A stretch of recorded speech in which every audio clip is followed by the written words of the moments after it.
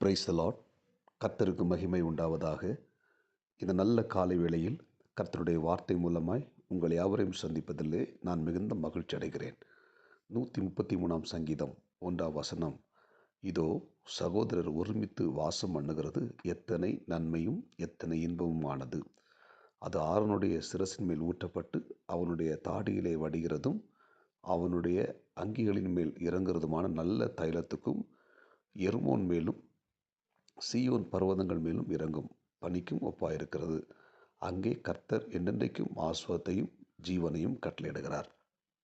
இந்த குறிப்பிட்ட வேத பகுதியில் சகோதரர்கள் ஒருமித்து வாசம் பண்ணுவது எத்தனை நன்மையும் எத்தனை இன்பமாக இருக்கிறது என்று ஆண்டவர் சொல்லுகிறார்.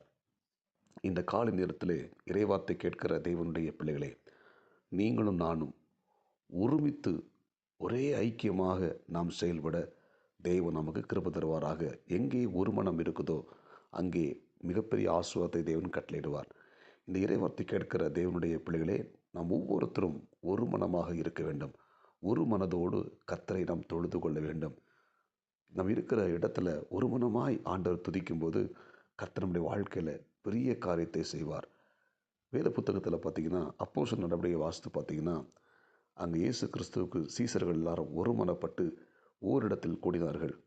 கூடின பொழுது அந்த 2ஆம் அதிகாரத்தில் ஒரு மேல் வீட்டறையில் அந்த ஒருமனப்பட்டு கூடினார்கள். கூடின பொழுது பரிசுத்த ஆவியானவர் அந்த மேல் வீட்டறையில் ஊற்றப்பட்டார்.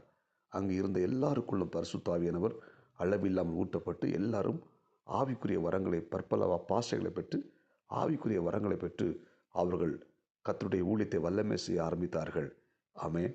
எனவே ஒரு மனம் ஏற்படும் போது அங்கு மிகப்பெரிய ஒரு ஆசீர்வாதமும் மேன்மை உண்டாகிறது. எனவே இந்த இறைவார்த்தை கேட்கிற நாம் ஒவ்வொருத்தரும் ஒரு மனமாக இருக்கணும். குடும்பத்தில் ஒரு மனமாக, கணவன் மனைவி பிள்ளைகள் ஒரு மனமாக இருக்கணும். சபைகளில் ஒரு மனமாக இருக்கணும். வேலை செய்கிற இடத்துல ஒரு மனமாக இருக்கணும். ஒரு மனமாக நம்ம செயல்படும் போது நம்மை ஆண்டவர் ஆசீர்வதித்து உயர்த்த வல்லமுள்ளவராக இருக்கிறார். எனவே ஒரு நல்ல ஒரு ஐக்கியம், ஒரு ஃபெல்லோஷிப் நமக்கு ரொம்ப அவசியம். எனவே ஐக்கியமாக நாம் செயல்படும் போது தேவன் நம்மை ஆஸ்வதிக்கிறார். அதுபோல் நம்ம எல்லாரும் ஒருமித்து வாசம் பண்ணணும். உதாரணத்துக்கு பார்த்திங்கன்னா, ஒரு கம்பை ஈஸியாக முறிச்சிடலாம். ஒரு 10 கம்பு சேர்ந்த கெட்டுகளை முறிக்கிறது கஷ்டம். அதே போல் தான் நம்ம தனியாக இருப்போம்னா சத்ரு நம்மளை சீக்கிரமாக வீழ்த்தி விடுவான்.